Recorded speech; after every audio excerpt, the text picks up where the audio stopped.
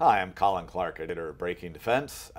We're here at the National Press Club with three distinguished artificial intelligence experts. To my left is Buzz Roberts, who's the National Geospatial-Intelligence Agency's Artificial Intelligence Senior Advisor.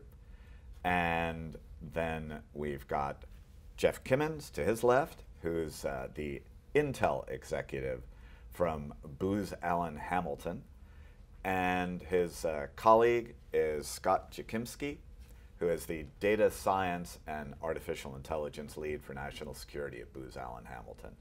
So, gentlemen, we're here to peel back the orange on artificial intelligence and hopefully learn with each other and educate our viewers about the challenges. So let's start off with the easiest hard question, which is, what is the hardest part of the nut for each of you to crack right now? Why don't we start with Buzz? Colin, I'd say from my perspective, it's getting everyone on three simple things. One, a common basis of understanding, common perspectives, and then from that, common objectives. And that chiefly means understanding the problem that we're actually trying to solve, the state of the environment that we actually have, including our data, our ecosystem, and the people skills that we have. And then looking at the best variety of methods, including AI, to bring to bear to that problem. It's a comprehensive and complex landscape that has a lot of nuance, and unfortunately, all of that matters. That's pretty huge. It is. It is. And as you interact with private industry, what part of that relationship is the most challenging? Is it getting raw data from them? Is it explaining the mission set? What's the real challenge there? So I think it's those two things that you mentioned and a few others. So at a strategic perspective, the compelling case why we need to move into this direction in the first place. Buy-in, if you will. Second, then the description of the actual problems we're trying to solve, the conditions of the environment that need to be established, the quality of the data, the pedigree of the data for the particular result that we have to apply, and then getting down to a tangible and actual description of what industry and academia and others can bring to bear. And that involves a description and a decomposition of what that landscape of issues and activities are. I think we've made a lot of progress in these last few years describing that. Scott and I interact routinely as a case in point. And as we organize on a mission thread, for example, that gives us tangible descriptive elements where we can take that and describe, here's exactly what we need, to someone who may be a cloud provider, to someone who may be a data scientist, to someone who may be an HD professional trying to acquire the new skills. It gets us established on that common perspective, understanding, and common objectives. And let's just go down the table here. The most difficult challenge you face? Well, I'm not a data scientist. I'm an operational sort of practitioner, but who has a great appreciation for the power of data science and artificial intelligence and machine learning. But so from my perspective, the biggest challenge is making sure that we understand the questions that users, analysts, intelligence analysts, and others are trying to answer, and that we understand it in the right context, and we also understand the problem itself, the overarching problem, and how you achieve. That's different than just a quick discussion. Can you give us an example to put some bones on it?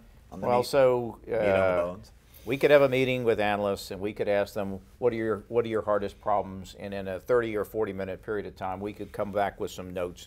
We could take those notes and we could give them to our data scientists and algorithmic writers, and we could look at available tools and different types of things and come back with what we think are some useful solutions that may absolutely not be satisfying to that analyst. We have the most cursory, fractional understanding of his real problem and how he would like to, and how the user interface should be. What kind of returns is he looking for, he or she, and what context and what time horizon. Speed matters, time matters. exquisite things that come too late are not operationally useful. If you don't get the problem, sometimes you only get that by use cases, where they actually do storytelling and they tell you, for example, here's my circumstance. Here's an example of where I need algorithmic help to give me back time, to help alert me to data I don't have time to search for, to unify data which is in lots of separate, discrete data silos, and help me make sense of it in time to render a judgment to meet my production requirements or a warfighter's response. And if you don't get that right, I think the industry, they call it human-centered design, right? HCD. And it's iterative, and it's intimate, and it requires sitting with analysts and having those dialogues, not once, but iteratively, but trying things, coming back, testing things, coming back, adjusting things. And I think our experience, Scott would know, and Buzz would know, that when we do that, you really have synergy. You really now start to move the needle in terms of sense making and situational understanding. And if you don't do that, it succumbs to the Toys R Us tool builders that just throw tools at the problem. And what's your greatest challenge dealing with, well, let's say the IC writ large as opposed to GIST and GA? Well, I think all of that, what I just said, is sort of a way to, the biggest problem, I think, is cultural acceptance. It's trust. How do you get people to trust the black box and the algorithms? They can't look into it. So what they call it, AI explainability. My boss, the person I rendered that judgment to, is going to want to know, as they always have, how did you come to that conclusion? Let me see the source data. Sometimes it's, you wish they wouldn't ask the question, but nevertheless, it's a human. These are weighty decisions. Sometimes as opposed to relying on some algorithm about whose design he knows very little. Or nothing. Right. And if the analyst can't explain it, you don't have trust enough to accept the judgment. And then it sort of eats away at the whole argument for the utility of AI application and integration. So I know that's a big deal at the Joint AI Center. It's a big deal. It's something DARPA has looked at. It's something all of the agencies and services are grappling with. It's something Booz Allen is working with, because if you don't get that right, then this will not take us to where we in the nation need to go. And Jeff, you have a different background. You're not an old-time operator. What do you see sort of more on the technical side as the toughest nut to crack? So I'd say there are a lot of technical, the work to do AI and data science, it's hard. People go to school for 10 years to go get degrees, master's degrees and PhDs in some of these capabilities. Although I don't think that's the hardest problem. I think, as Buzz and Jeff were talking about, I think the hardest problem really is there's adoption, there's transformation, workforce transformation. There's a lot of folks who have been in the workforce for 10, 15, 20, 30 years who have not been asked or not had the opportunity to sort of take some of these courses and learn some of these techniques, except for maybe when they were in college 15, 20, 30 years ago. And I think one of the things that we really tackle is how do we get that workforce comfortable with the technologies. And maybe they don't need to be able to program a convolutional neural net or some high-end AI capability, but they've got to understand why. And why would I apply that? Or why would I apply this clustering technique or this regression technique for my problem? I think that's a big thing that we've been trying to tackle. Jeff and I co-lead a effort within Booz Allen called Analysts 2.0. And the idea is that we and the government have analytic workforces that have been out there doing things and having to do things manually for the last 30, 40 years. And the classic of the imagery analyst poring over a photo. Correct, yeah. And you can teach computers to do some parts of that. I think that one of the other around the adoption, as Jeff was mentioning, is I got to trust this thing, this AI algorithm to do, to be right 100% of the time. And I think that's part of the problem we have with adoption is, if you can think of an algorithm as maybe a, 2-year out of school sort of assistant or, sort of intern type person and say, hey, I know you're not going to be perfect right out of the box, But me as an analyst, I'm going to work with the developer who's programming the algorithm, and we're going to, over time, make that thing work for both of us. I think if we take that mindset, we'll do a lot better in adoption. I think right now it's like, hey, if you're going to give me an algorithm, it better be 100% accurate or I'm never going to trust it. That's a hard thing for even me, who is a tech guy. There's no way I would believe an algorithm's going to be 100% right out of the box. But now both sides are competing for the same talent, right, to some degree. How's that working? I mean, are you sort of waiting for industry to develop these younger folks and then poaching them, or are you trying to go in at a lower level and bring people straight in and educate them as they go? So from my perspective, let's start with Buzz. we've got a sort of a spectrum of activities. We're out there trying to interact. For example, in some of the activities that we had a few years ago, we had a high school student from Robinson come in and help us with some tasks. High school? High school. We actually sponsor and have supported academic degrees for people as interns and then later hired them. At the same time, we've taken our internal cadre and trying to incentivize them as GEOINT experts to go back and refresh their skills. There isn't any one solution. I will tell you, I think from my perspective, we've got a cooperative relationship, certainly with Booz Allen Hamilton and the rest of industry, because as we move forward, the clearer we can get on what we need, where we're at, and then how to task organize to get there, there's enough in the space for all of us to pull together. And I'm proud to say, I think through the D&I's augmentation of intelligence with machines, our cooperation with JAIC, DARPA, IARPA, and all the rest of those, we're forming that whole of government approach. And we're making progress. It's slow and methodical, and I would submit as it should be, so we can get clarity and get resources and move out. Anything to add? Yeah, I'll add. I mean, from the contractor side, I mean, I've been hiring data scientists for probably about the last 6 or 7 years on the ground floor, interviewing most of them earlier in my career. And I would say that the thing that we look at from a contract perspective is the government typically hires data scientists and analysts who are working more persistent problems, and so that therefore they can have a career around sort of a particular area of expertise, whereas we treat sort of our workforce as maybe a little bit more transactional, where the government needs a surge in a particular area. It's probably easier for them to come to Booz Allen or some other company and say, hey, we need your help for the next 3 years. And then, you know, that allows us to then take our data scientists, who are typically very inquisitive and sort of curious by nature, apply them to a problem for a period of time, and then let them go work a different problem for a different client or a different problem for another client 2 years later. So you're looking more for smart generalists? Or combination of both. So what we do, about 5 or 6 years ago, we came up with the concept of this Venn diagram of data science, which applies to AI too, where you have domain expertise, computer science expertise, and then mathematics expertise.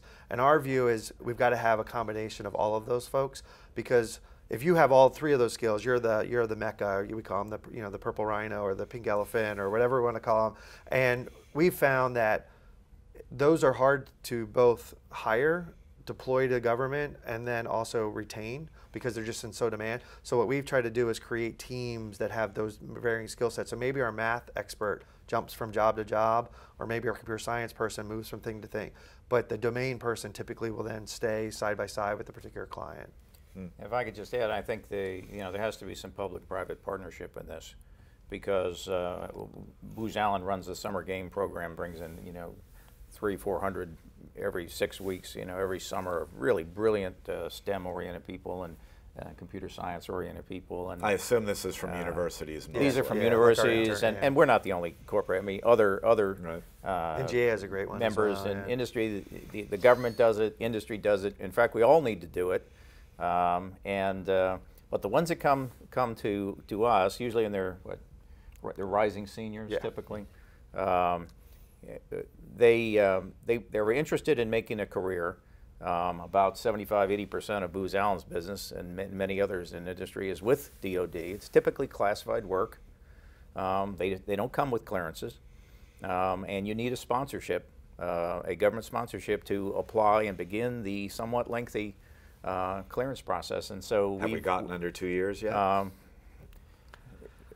They'll never, let me put it this way. Answer given. They'll never be more clearable as when they graduate from college. Right. It just gets harder and harder. We've gotten support from NGA and other intelligence agencies and other government partners to sponsor a certain percentage of those because they're trying to build the pipeline. It's to Booz Allen and industry's advantage, it's to the government's advantage to bring these people on, start them early with clearance, grow them, progress them, and then apply them. And people leave industry and they go back to government, and people come out of government and they go back to industry. So there's really a highly synergistic relationship there, but it has to start with that entry ticket, and that's just a foundational, necessary piece that we all need to pull on that rope together, to get accomplished. Yeah, I was just going to add one more thing to the partnership.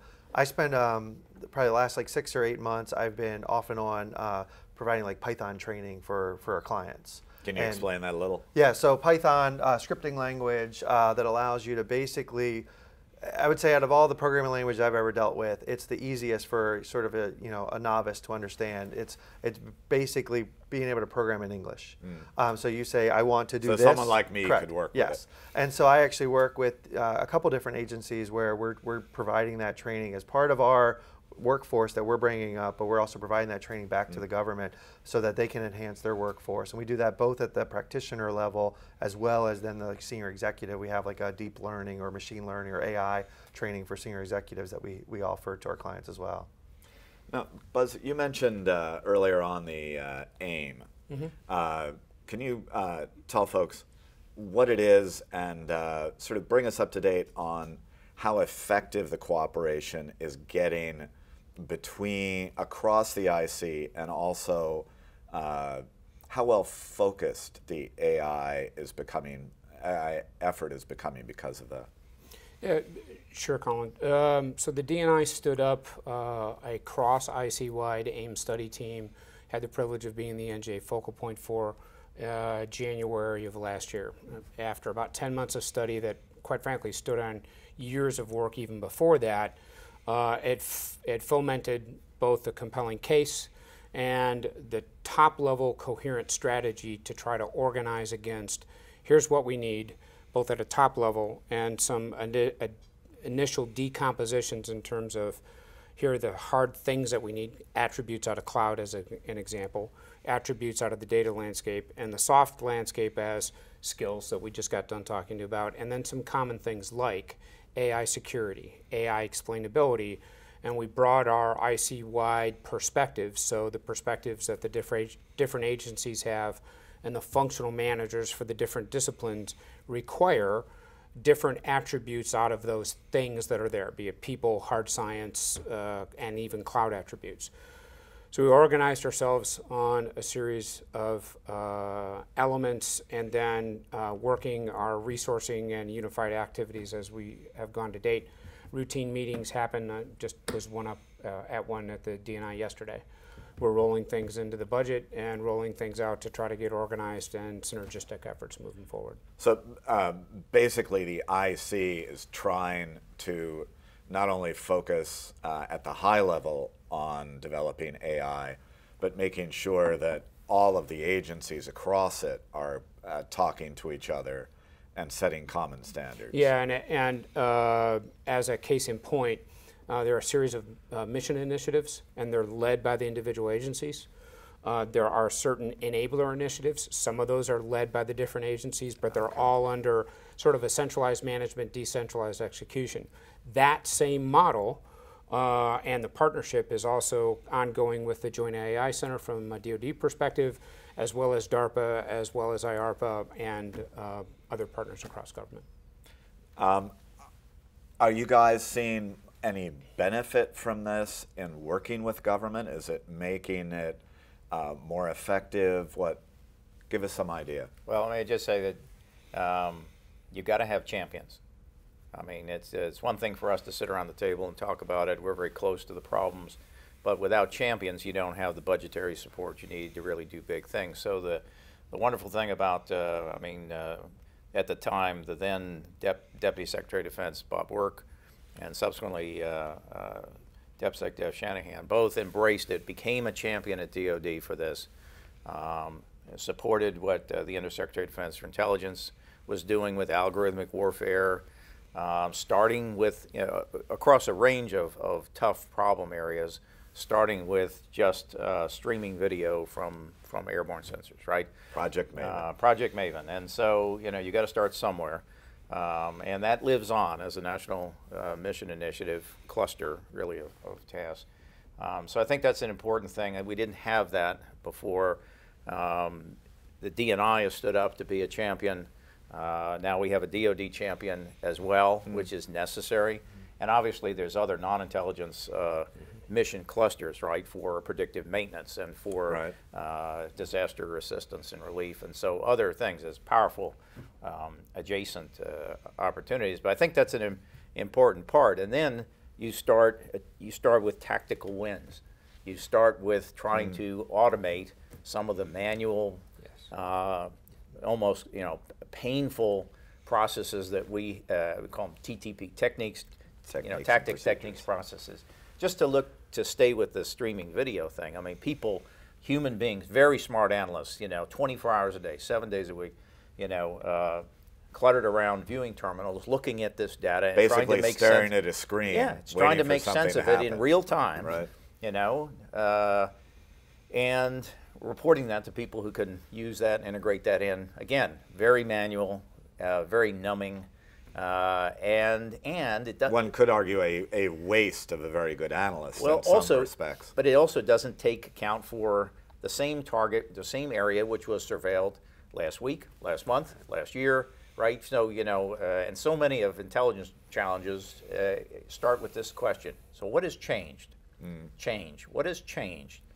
Well, you have muscle memory, you can recall, but let's face it, I mean, we have 18 years worth of memory, data, and unless you can take advantage of retrospective to alert analysts to change in density, change in behavior, change in communications, change in velocity, or things that stop happening, things that normally happen but now have not happened, or random Why activity. didn't he come out the door today at 4 o'clock? Or even at the macro level, I mean, there's a certain pattern of normal. And then when normal stops happening or changes, analysts that at very high levels want to be alerted to that. There's implications there. So those are perfect opportunities to train algorithms, not to do for the analyst, but to enable the analyst, give them back time, alert them to things that they want to, you got mail, spend the available time going down and seeing, not rendering human judgments about nope, interesting, and now let's see what we can bring to bear quickly to make wiser, better, more fulsome judgments. That's the, If I could, to weave together something that Scott and Jeff had, and that your comment on how complex this space is. All of the successful activities that I've been in that Jeff has highlighted in terms of making better efficiency and effectiveness, i.e. automation, is when we grab a vertical slice from a sponsor to those who know data, to those who know operations, to those who know tech, to those who know cloud, to those who know algorithms, and to the actual line analyst, and also importantly, who that line analyst is doing it for, that senior decision maker.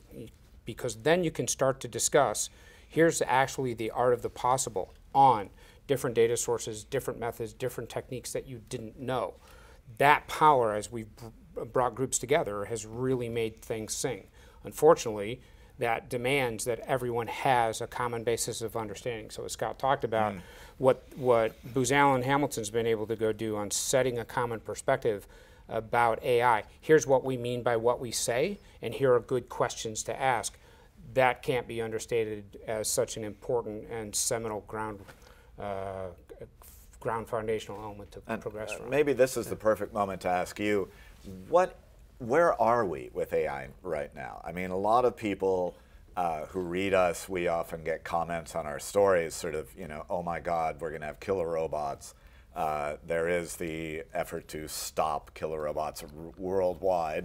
Right. But where are we really right now with artificial intelligence? I mean, I think we're in the training wheels stage. I mean, I think one of the things I like about the Jake and the AIM initiative is they really help focus, both the government and industry on where do we want to attack first. And so a lot of what we've had success on have been small prototypes, and it's really hard to take a small prototype and then apply it into the enterprise, because one of the things with AI specifically and machine learning is when you train something on a particular problem, it works really well for the problem you trained it on, but it doesn't But only work, for that, correct. right? It doesn't work really well if you change 3 parameters or 1 parameter in your problem statement. So it's really hard to create generalized AI algorithms that work for 30 different use cases. So I think where we are now is trying to figure out what are the opportunities we have for broad use cases, while we also still try to attack those very specific, smaller scope things. And I think then that's when you run into the adoption problem. All right, now I've done that one little small thing. How do I get that in the enterprise in a way that people realize it's only working for that one little thing? If I could just add on, I think context matters. Again, what's the problem? What's the operational context for integrating AI and automating solutions? If you're talking about cyber network defense that happens in milliseconds and is immensely beyond human cognition, complicated, you can train algorithms to take certain actions autonomously that have been shaped and defined and limited, with an acceptable degree of risk, because you're trying to protect something. It's so let's say the Chinese are attacking the DoD open network, and there are tens of thousands of pings a minute. AI is really useful for managing that sort of, can we call it a sort of dumb attack, a classic denial of service effort?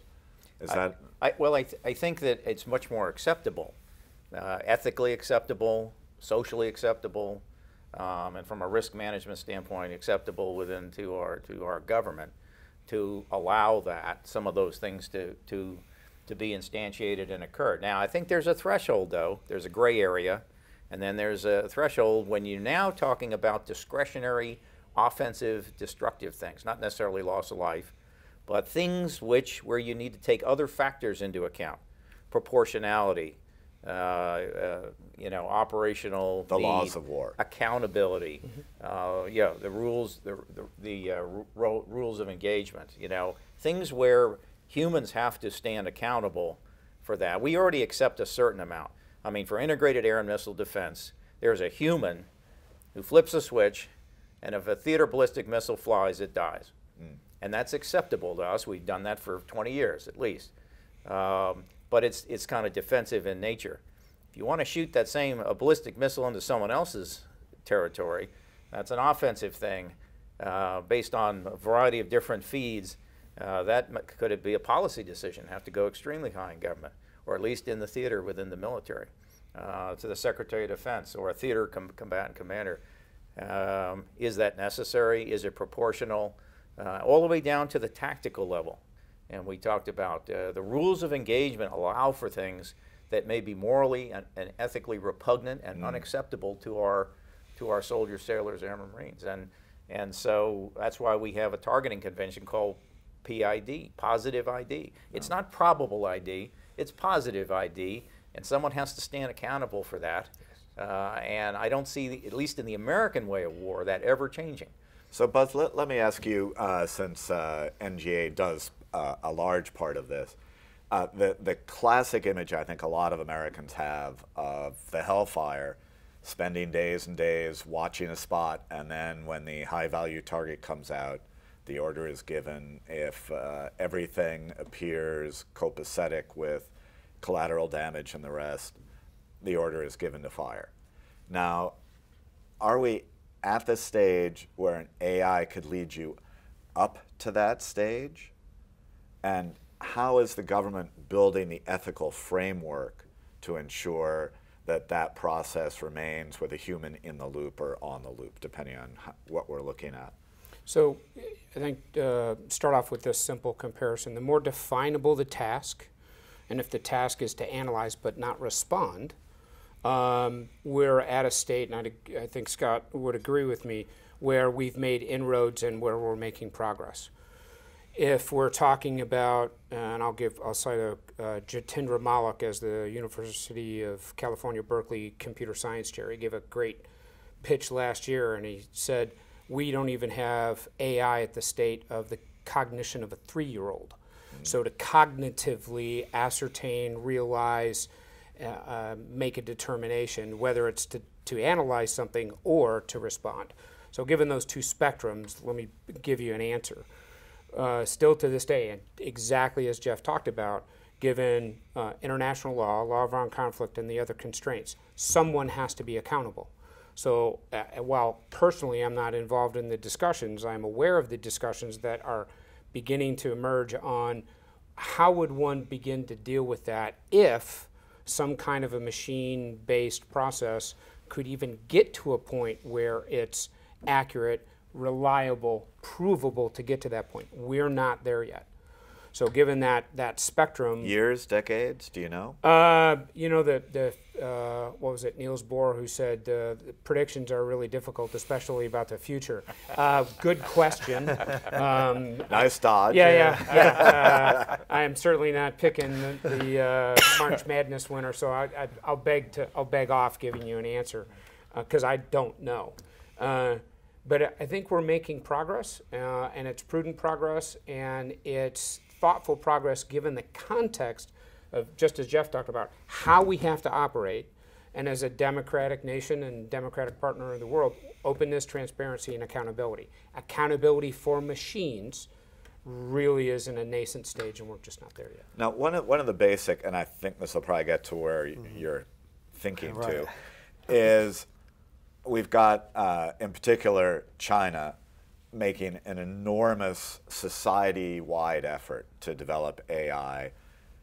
It is an authoritarian government. It does not yet seem to worship the rule of law as we do.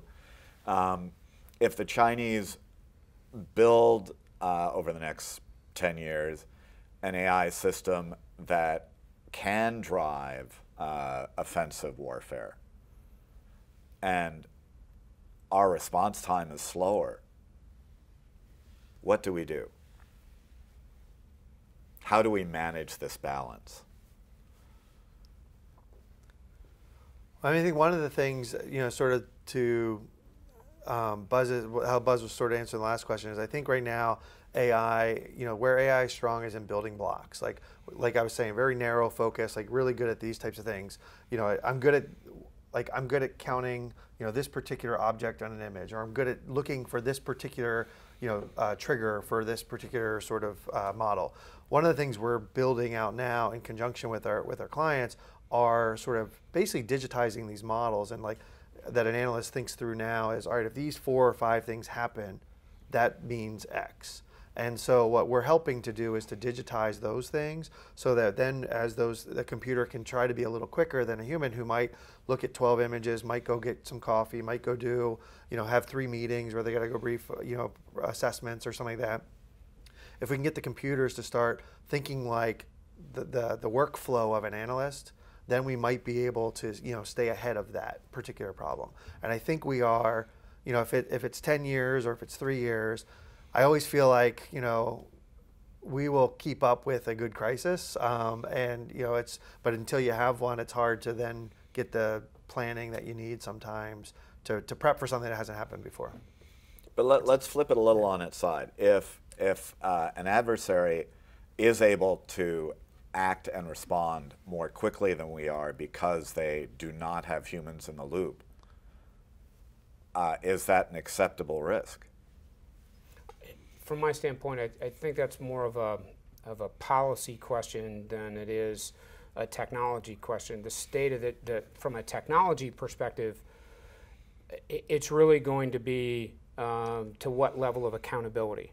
If China and Russia don't feel accountable by law of armed conflict, international law, and those other norms, whether it's a low tactical decision and can be implemented without any issue by a human or by a machine, it's the same essential discussion. and Jeff can talk to this more eloquently than I can, given his background and experience, we have to maintain that accountability, just as he stated with positive ID and whatnot, because of who and what we are and what we believe is our democratic freedoms. I think, you know, we are no nation on the face of the earth can project power and synchronize different levers of power better than we have, and sustain them over time. So AI technology can be, you know, can offset some of that. I don't think it can offset all of that. You know, we and our coalition partners, you know, very creative. We're very adaptive.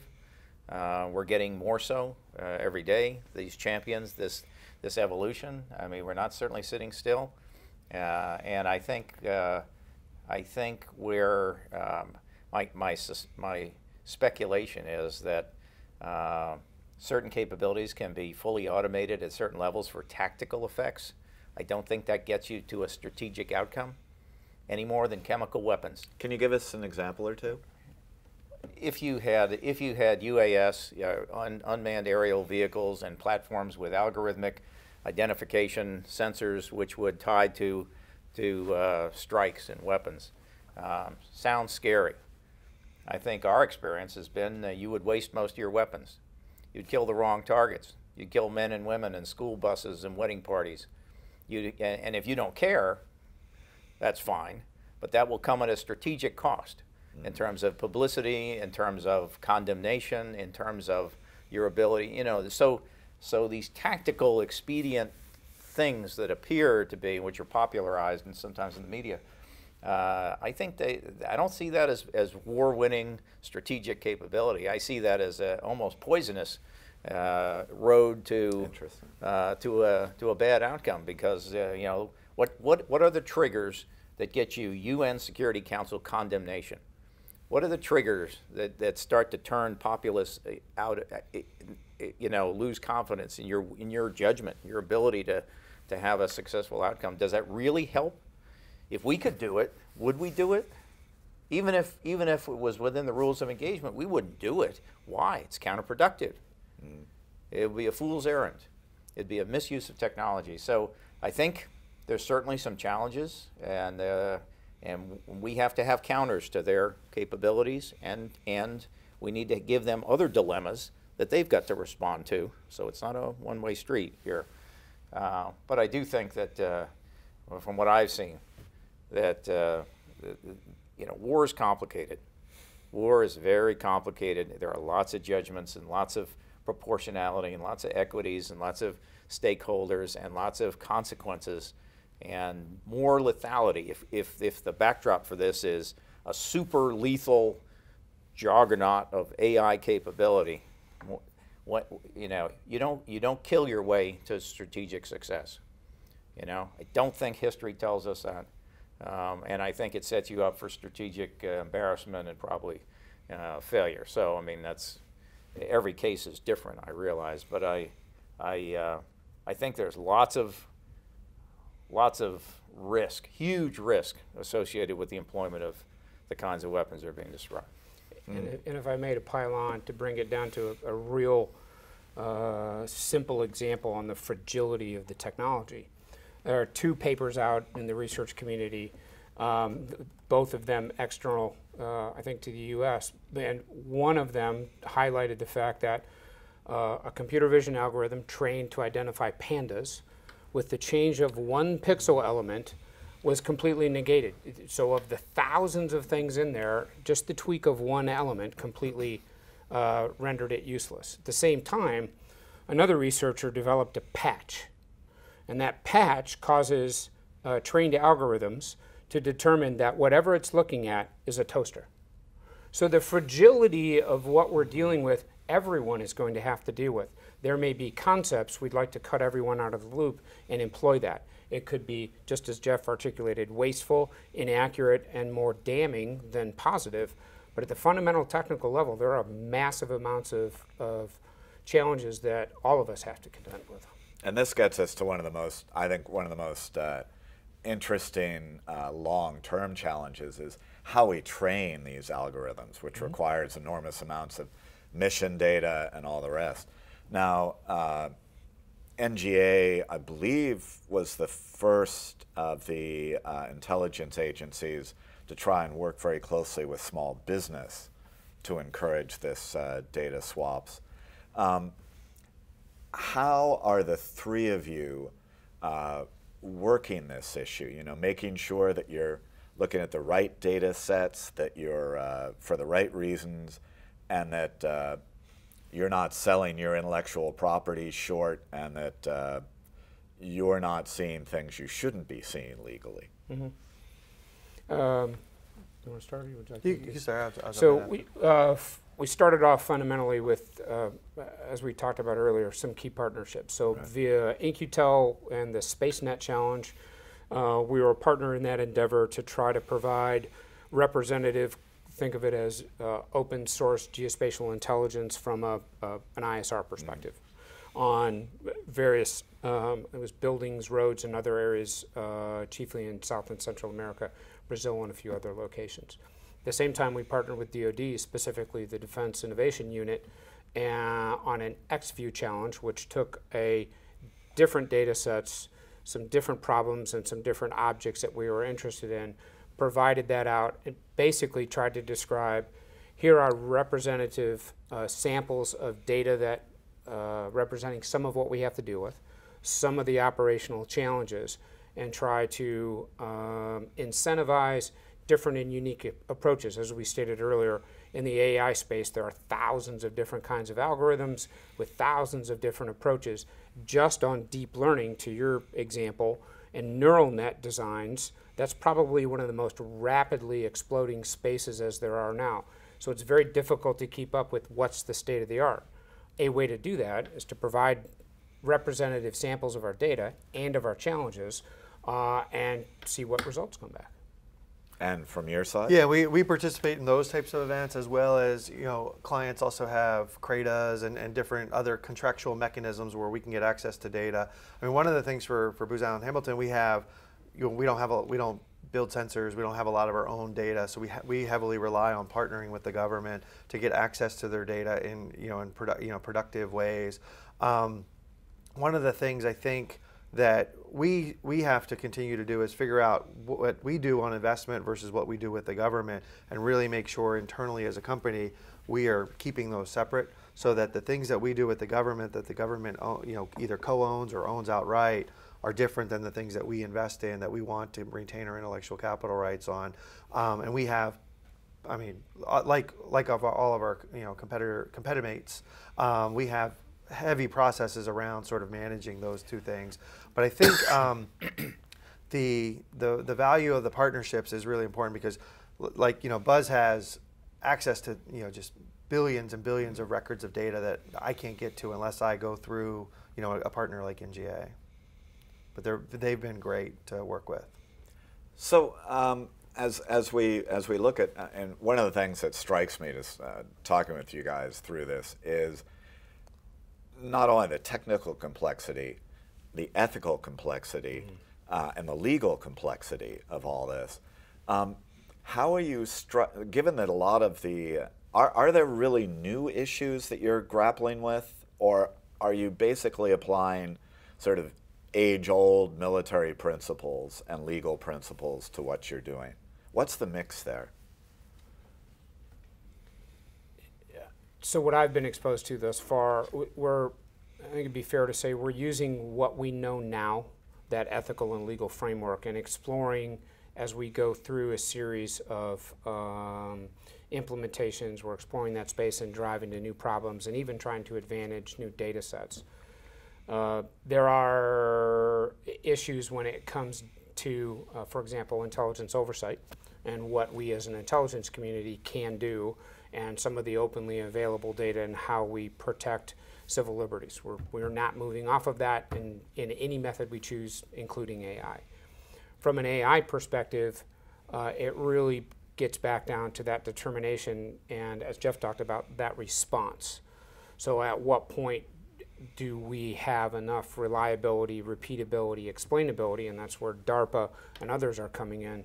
So we're trying to share that space, figure some things out, and get to a point where through empirical evidence, data, and actually emerging activities, experiments, if you will even, we've got something concrete to talk about instead of generic, subjective policy debates. Yeah. I think you know, the open source intelligence, really open source information dimension is particularly useful. It's a nice, because you know, obviously industry has full access to it, government has full access to it. Intelligence oversight means there's certain minimization, you know, certain, here in the continental United States, there's certain limits and bound by law and policy. But generally speaking, I mean, there is a lot to know. I mean, there's probably a 40%, a 50% of truth answer that can be acquired if you really had, you could make sense of all the open source data there. I mean, it's Russian soldiers taking selfies of themselves in Ukraine where the Russians are saying they're not, right? It's out there. It's in the publicly available information space. And I think increasingly combatant commanders taking a look at the power of that, the unrealized in some cases power of that. And on the one hand, it informs, it can help with intelligence corroboration, confirm or deny things that may be happening, we think. Well, the publicly available information space is, you know, can help fill in some of that. Also, it's fast. It's fast, and it's dirty. It's a dirty, unconfirmed layer of information, but it's a very fast layer. I saw a fascinating example of that at GEOINT last year. I don't remember the name of the company, but they showed the progress of the Russian military equipment to Syria using postings from Russian sailors, people on the Bosphorus taking photos of the ships going through, and of Russian soldiers and airmen posting things on Instagram and other places. And they were able to track it all the way to the air base, which I just, you know, I found amazing, because there was no IC part of that involved. That's right. Well, it's hard to, it becomes increasingly hard to hide and conceal. I mean, it can be flipped on its head and used to obfuscate and mislead, but there's so much of it that it's almost self-correcting, right? You know, I mean, how hard is it to really hide in cyberspace? And so the other thing is, we like to think that everybody's disciplined, will do exactly what they're told, but we're all humans, and we know that doesn't happen. And my experience has been that the best laid plans, the most secret undertakings have to be enabled by very visible, logistic, contractual. There are telltale. There are contracts that need to be let. There are places. There are portalets that need to be moved. There are things that foretell. Just people driving out of military bases. Very classified decisions, and it's not. And that's from just a American experience. But I'll tell you what, it's not unique to America. You know, I mean, it's a fact of life. And so, how do you take advantage of that?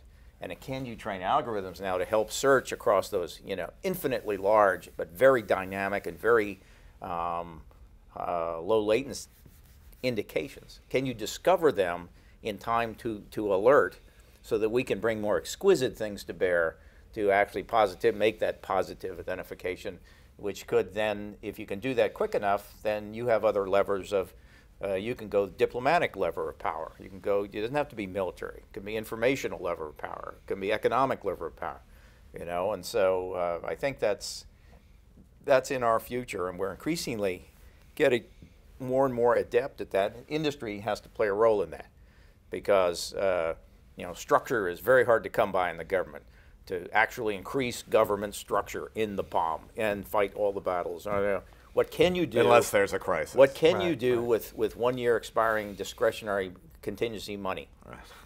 Well, what you can do is turn to trusted industry partners and say, help me. You know? So industry's got to be able to fill in temporarily. And I saw that at CENTCOM when we were down there after 9/11. I mean, we tripled in size Some of it was borrowed military manpower, but a lot of it was contractual augmentation. And you don't want 20-year-olds, you need people who know what they're doing. Industry is effectively your reserve, isn't it?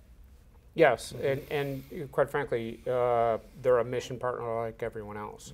So the more we can keep everyone abreast of challenges, informed, synchronized, which is ideally the goal on a continuous basis, then when those opportunities arise, we can act. Right. Now I'm wondering, one of the things we were talking about earlier was predictive maintenance. What about predictive planning? I mean, this I think is one of the dreams of every operations researcher, right? Is to be able to take that data and say, given what we've gathered in the last 48 hours, this is likely what's happening. Are you getting to that stage yet with AI, or does that require so much data that it's further out? I mean, I see that as moving from deductive to inductive reasoning and alerts, which is really hard. I think at least we know where we'd like to go. We'd like to have hypotheses and recommended solutions coming, being data driven from the bottom up. But then I think that would be a great assist to planners, human planners, that need to take into account commander's guidance, the operational environment, the political consequences, all those subtle things that the algorithms can't tell them. But it'd be interesting to have an automated, recommendation, postulation of what might be feasible based on, what is knowable. And I was talking a little bit about digitizing models, so if you think through, some of our most experienced analysts know exactly, like, if these 4 or 5 things happen, this is what's next. Boom. And the more that we can get those digitized into a particular set of workflows that allow these algorithms to be sort of ensembled on top of each other, I think we're getting to the spot where if we know the triggers that we're looking for, I think AI is going to solve that in the next few years. It's the areas where we haven't seen this before, or we haven't done this before, and you still rely currently on intuition. Those are, I think, a little farther out for technology to catch up with. If I could just say one other thing, it just occurred to me. It has since I've been entered government, intelligence analysts have always been authorized to write analysts. And what an analyst was it's my own personal view. Right. This is within classified channels. My own personal view on the situation, and it only represents my thoughts. It does not in any way represent anybody else's thoughts. It's not the consensus of the community. And launch that.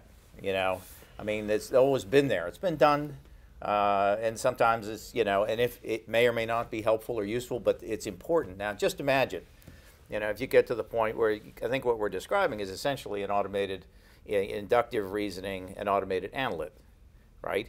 It doesn't require anybody to agree, but it's out there. You get it out there for consideration, and I think, and then leaders have to do what leaders do, and managers have to do what managers do, and yes, there's heuristic resistance to contrary information and thoughts and all of that human stuff. But nevertheless, I think analysts are few and far between because there's some risk associated with letting it go, even though it's authorized. But I think there might be potentially greater acceptance. Certainly, if you could have a steady stream of hypotheses, essentially what it is, hypotheses, a reasoned hypotheses based on data-driven, fact-driven, a perception, and therefore some analysis, and therefore a judgment. Some level of confidence not score. That doesn't replace planning, but I think that might augment and be useful if it was well crafted, might be useful, and could happen quicker, perhaps faster. Now, sorry, go ahead. Well, so in AI space, we're moving from narrow AI, which is a simple rules-based if-thens, basically. Kinda, and if matching, extract this, do that. Right. To then multimodal, where you take narrow results and you bring them together, and then ultimately sense making. All of that relies on the ability to take a massive problem, or even a smaller problem, and decompose it. So Scott talked about taking those models. It's literally the characterization of either a threat system, or a thought process, or humanitarian assistance, disaster relief, how do you get in and out to deliver supplies, break all of that down into at what level can you action. I'll leave you with this, the point I made earlier. It's dealing with the cognitive state, and that we're not at that cognitive state right now, to reason through that. But if you can, as Jeff eloquently laid out, get to a rules-based approach, hey, correlation and causation we've seen in the past occurred when these two things happened. Hey, this is happening. You might want to take a look at that. Fairly reasonable to approach thus far. Now, Congress has traditionally not always been great at sort of grappling with highly complex issues. I mean, we just have to look at how they managed cyber policy over the past 10 years and failed to make decisions. I'm not expecting you to say Congress is a incompetent bunch by any means, but what can Congress do in the next sort of, let's say, 2 years as they work the budget, as the authorization committees look at AI issues? What can they do to most help both sides that you represent? So I'll fall on the sword for this one. At the end of the day, I'll go back to the containment theory in the Cold War and where we were at. It was identifying and recognizing a national priority too. And that national priority began with even educating how to speak Russian, how Russian culture was, let alone how we, the IC and DoD, were to respond. That took a strategic focus and strategic patience to walk through. My interaction with a lot of congressional staffers thus far was really the same core thing we've been trying to talk about. Here's the reality of what we face. And that distinction between we don't have cognitive things, it's not easy, I can't put together a schedule and get you that in 3 months. So understanding where we're really at, what's involved, that it is complex and comprehensive, that we can talk with each other effectively and maintain a level of patience and focus, because it's not fast, it's not easy. If it were, it would have been done already. I'll just add, I mean, I think maintaining investment in basic and applied research, I think, is really, really important. So at the S&T level? Yeah, at the S&T level. I think that we can rely on, sort of commercial industry and sort of Silicon Valley for certain things, but at the end of the day, the government has to have their own funding to be able to apply sort of commercial techniques into their own spaces. And as we balance between our S&T budgets each, I think maintaining the ability to sort of keep those healthy so that folks like Buzz and his teams can make sure that they're applying the best in breed into their mission spaces is really important. A year-on-year investment is important. You want to bring on this kind of talent. You want to give them the world's greatest opportunities and hardest challenges to support their government and help help to fix the world, change the world for better, frankly.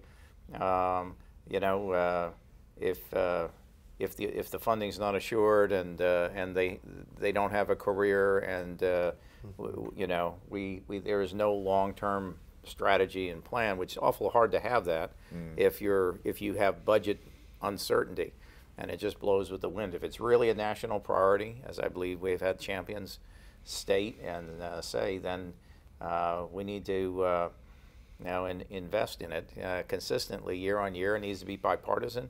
It needs to be an agreed upon space, and really, I think if they could come together and champion that, in the next 2 years, that would help all the boats float higher here in both government and industry. Do we need a plan? I mean, there's been a lot of talk about the Chinese plan. Mr. Schmidt, late of Google, said we are already falling behind on AI and need to do more. Or do we need a sort of Sputnik moment for the public to focus on that will also translate to the Hill? So I think it's recognizing perhaps somewhere right in between. Okay. When we get a common understanding of what really the state of the art is, a common understanding of, even at a modest level, the state of the need, and the elements involved in trying to close that gap and raise the bar, From that, detailed plans such as working the cyber problem, working the GEOINT problem, working the just-in-time logistics problem will fall out. Consistency is much more important from my perspective than a budget profile that's high. Let's maintain consistency because you can action that. There, in software design, there's a rule of thumb on the mythical man month, Right. saying, hey, I can't add manpower at the end and then expect to go faster because you have to educate everyone coming back. Building a high team of experts, and all informed, and that back to that vertical slice I was talking about, takes time, takes effort, and it's that base that hopefully gets you to exponential results as you move forward. But you have to pay. Google wrote a great paper on this called technical debt. I'd augment that with two other perspectives: domain debt and data debt. And there's no shortcut to paying that debt. I think that's I totally agree with Buzz. Some of that could be enshrined in a national artificial intelligence policy, which does not exist, Right. and which needs to exist. I think industry needs it, the government needs it. We need the smartest minds to come together and craft that, and not study it for 10 years. Come together in the near term. We need it in the next 2 years.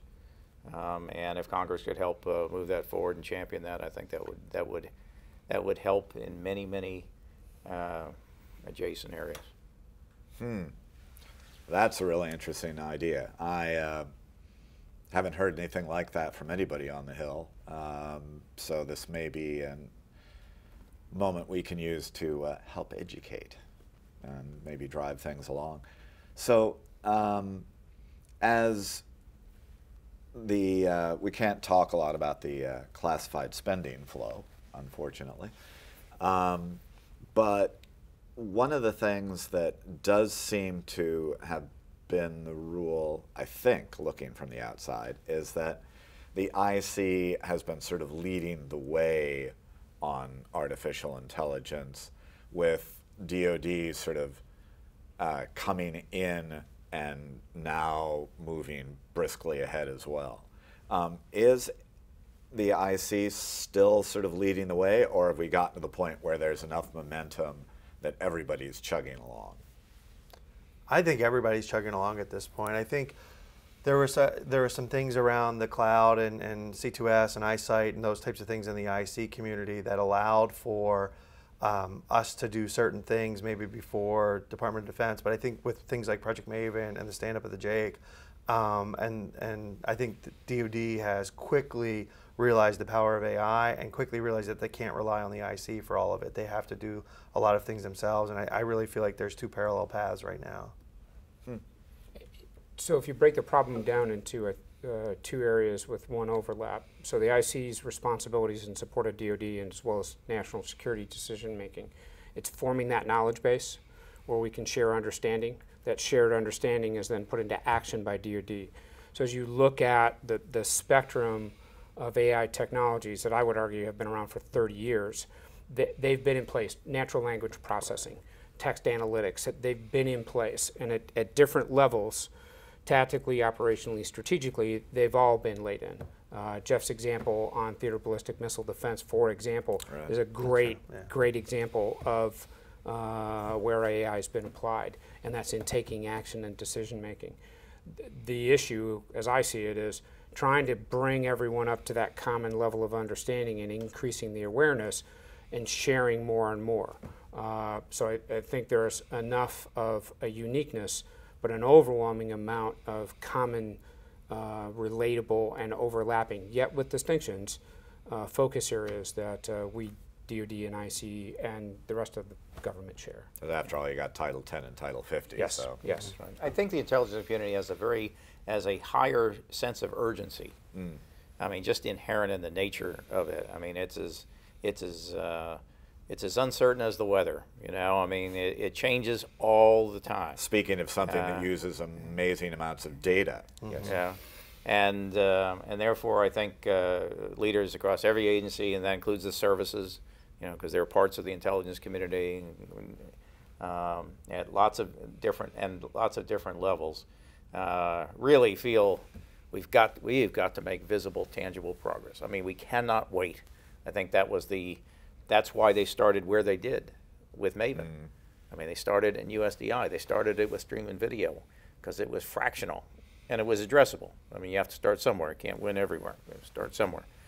But I think it has a huge empowering opportunity, or an opportunity cost on the flip side, you know, for all source multimodal intelligence, sense making, analysis, and decision advantage, right? Because what we're ultimately looking at, not just Intel people, we support operators, right, at every level, is situational understanding.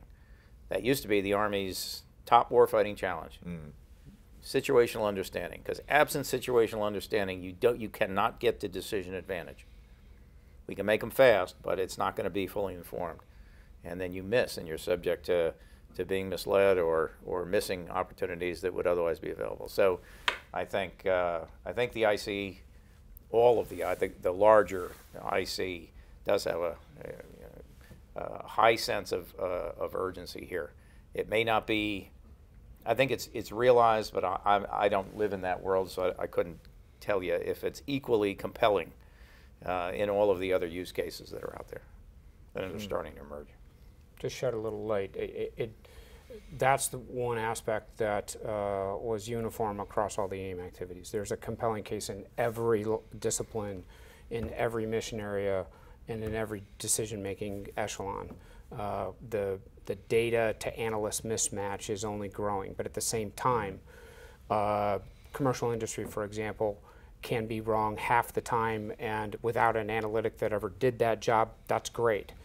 NGA has a worldwide safety of navigation mission. Next time you step on an airplane, if we're 50% right or wrong, I imagine you would be concerned about that. So our ability to raise that level of performance, what's the acceptable risk, where are we, is it a human in the loop, on the loop, or outside the loop, that's what we have to work through. We don't have margin of error. That's probably a really good spot to wrap this up. I want to thank all three of you, Buzz Roberts at NGA, Scott Jachimski, and Jeff Kimmons from Booz Allen Hamilton. Thank you very much. Thank you. Thank you. Great discussion.